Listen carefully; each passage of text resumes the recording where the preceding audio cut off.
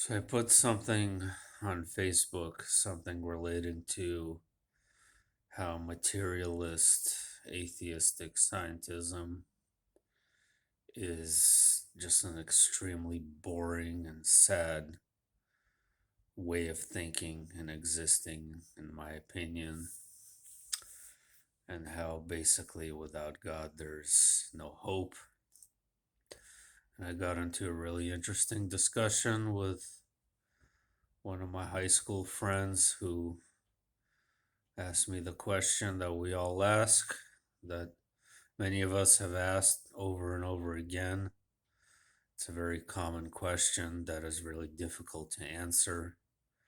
That is why doesn't God stop evil? And he basically said that if God exists, then he's really sick.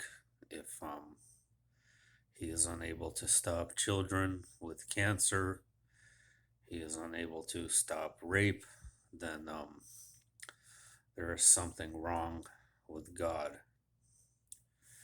Well, I do agree that there is something terribly wrong with the realm that we are in. And as you know, I've mentioned before, I very much do believe in the existence of evil. I have seen it for myself. I have seen pure malevolent evil. And I'm not talking about some kind of, I don't believe in these nonsensical arguments pertaining to moral relativism, and it's how you see it and it's how you perceive it. Straight up, flat out, no. There is real evil, period, end of story, as far as I'm concerned. And I even believe in a devil figure because he's coded everywhere, uh, absolutely everywhere, in so many commercials and videos and just every type of event that you can imagine. It's coding this sort of demigod. So the realm is run by dark minions.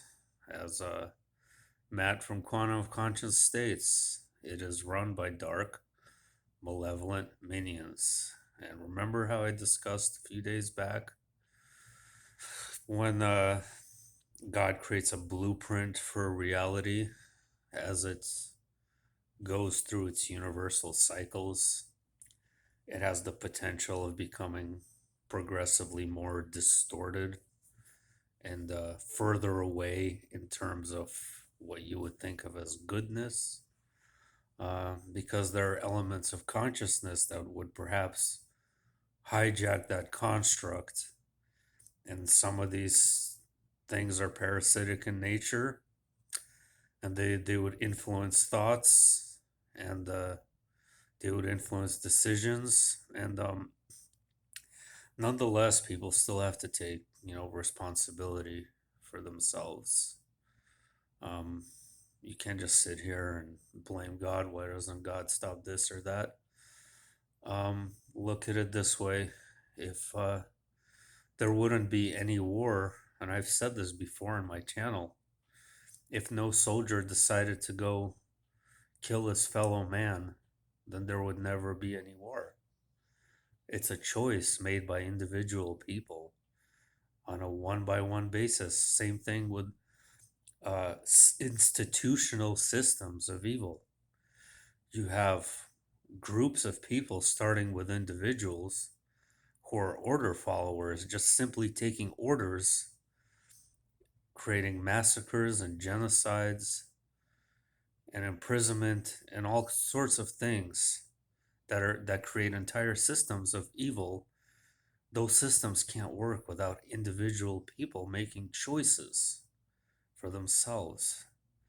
So we have dark malevolent forces influencing our choices, but it's up to us as to what choice we're going to make.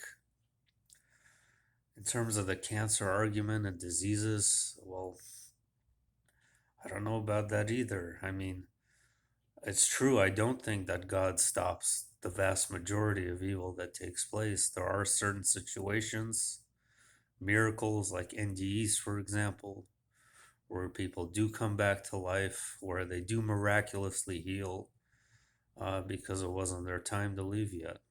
But it's a harsh environment. Um, Things like cancer exist because of genetic reasons, um, because of the environmental reasons that also we've decided to taint and pollute and destroy our planet, which you can't blame God for either. Um, so that's why we have things like cancer. And of course, other diseases like malaria, for Ebola, for example, are a whole different story.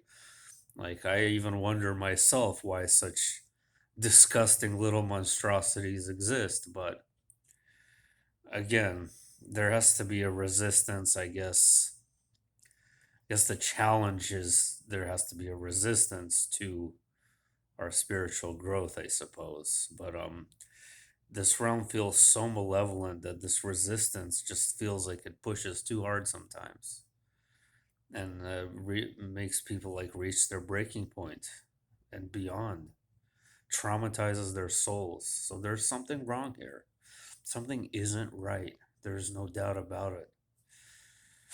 And but still, even if it gets absolutely dark, I always bring up the same analogy, in that if you have a seed that is in the soil in pure darkness, it may be there for a long time, but eventually when it comes out and it reaches the and it sees the light, when that plant starts growing, once it sees the light, there is nothing that can stop it. It's going to grow up to the sky. Um, it's not going to stop. And if it does, well, then I guess it has to start all over. I don't know. I don't know how to answer that. I'm not exactly fond of this realm myself. I'm not exactly joyous that such things occur. I'm not exactly, I don't feel welcome here myself. I feel like a total alien here. And it does feel wrong. It does feel malevolent. Um, but what can we do? All we can do is just try to be an example and try to do good ourselves. And perhaps there is so much darkness. Perhaps God is trying to show us that we could overcome all of this ourselves, that we can stop it together, that we have the strength, and with His guidance, of course. But it's bothersome. Okay, there's no doubt it's bothersome. Um, it's something I think about a lot, and it's a question for the eons. Like, I do know one thing, though. I do know that in the heavenly realm where I was at, everything is absolute perfection. There is nothing wrong. That's absolute perfection there. So we do know one reason why we're here is to experience some sort of imperfection, right? So there has to be an element of yin yang, right? Otherwise, there would be no point of coming here. We might as well reside in the spiritual realm. But again, it does seem a little bit overboard, doesn't it? It does seem a little bit too much. I would agree with my friend on Facebook with that. Before I let you go, speaking of strangeness, why don't I let you go with a short chapter out of this book called Strange Things in the Woods. There's Mount Baldy, which is close to where I am at. Mount Baldy is way up in the Badlands area of California. There are some legendary pipes up there. Used to carry water down from the mountains and into constantly thirsty, drought stricken Southern California. If you look in any of the skateboard magazines or search on YouTube, you can see skaters letting it all hang out in the giant full pipes on Mount Baldy. We would hitch rides to skate inside the huge tunnel like drainage pipes on Baldy, but on this particular occasion, We weren't successful in hitching a ride back home. Left with no alternative, we accepted our fate and began to prepare to sleep on Mount Baldy overnight. This far up in the mountains, it wasn't unusual to run into a rattlesnake now and then. One skater we knew had actually been bitten by a rattler on Baldy. He survived, but his recovery took a long time. Now he has to permanently wear glasses because of the lasting effects of the snake venom. So as we bedded down for the night, planning to walk out to the highway the next morning and see if we could hitch a ride with a tractor trailer, the odd happenings began. If you've never seen the water pipes on Mount Baldy, let me tell you, they're huge. Being as big as they are, they're made of concrete. Pipes produce a lot of strange echoes, sound that will carry and seem to be coming from several different directions. So here we are, a half dozen or so tough skate punks sleeping outdoors in the mountains. When we start hearing all these weird voices, it's a mix of stuff like people talking, kids laughing, and some electronic sounding bleep, bloop type noises. Crazy, huh? Well, there wasn't anything we could do. No way we were going to try to walk down from Baldy in the middle of the night.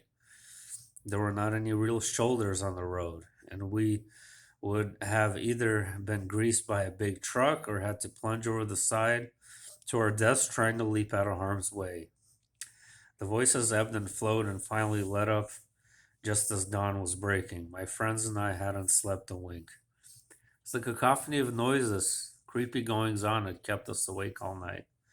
Bloodshot and bleary eyed, we hitched the ride with an RV that happened along shortly after daybreak.